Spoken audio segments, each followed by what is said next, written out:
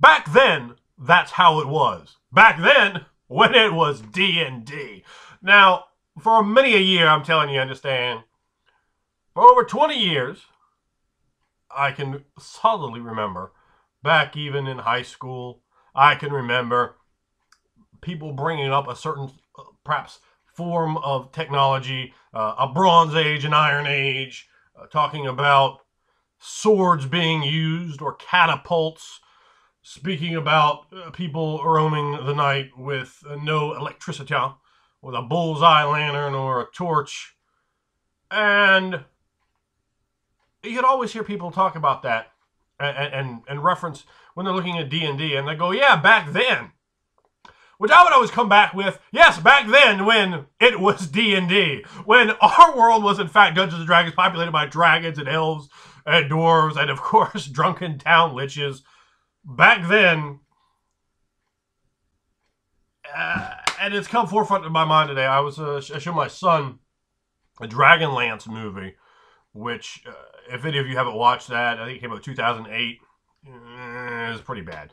It has, like, normal animation style mixed with CGI, which is... yeah. So, I don't know. It got Cindy Rice at Paycheck, and I've spoken with her on many occasions. She's very pleasant, and I guess that's good for it. In terms of if you would have watched it or not, I would say no. It's definitely not the old classic D&D 80s horror, cartoon. But for a 7-year-old, it's perfectly good. There's nothing wrong with it. He enjoyed it. He liked watching the dragons and the little filthy little gully dwarves and Rastalin. And I was talking to him about role-playing games. I'm not going to let him play until he's about 10. And he wanted to play the wizard and have the spells. And he liked, you know, that kind of stuff. He liked Rastalin. Who would have figured? For those that don't know, I had one of those huge fantasy quizzes. It's like all the fantasy characters from like Star Trek or Harry Potter down to D&D stuff. And of all of them, apparently, I don't know, I think it was like 1,000 characters. That's the one that I got, Rastalin.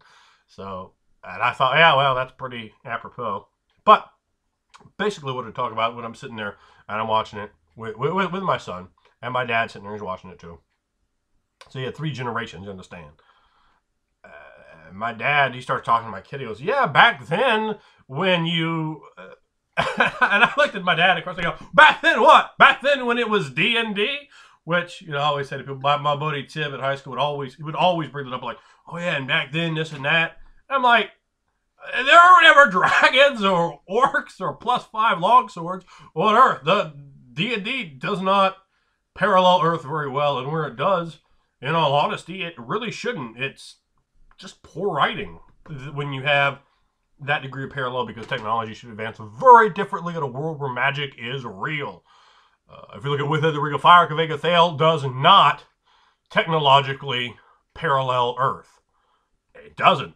And I think that that's a really good thing to have in a fantasy world. You have to hopefully reinforce that on people so they don't have that standard stock fantasy trope of those rinse, wash, repeat, change 3 things, and, you know, plagiarize Tolkien's work. But I'm wondering if you out there, the Barbarian Horde, if you've heard that before, if you've heard people say, back then, and if you've ever found that to be entertaining, seeing someone espousing a Dungeons & Dragons concept as if, in fact, it was something that happened on Earth. So, if you guys have heard that, if you have funny stories to share, drop in the box below. Let us hear your stories about back when it was D&D.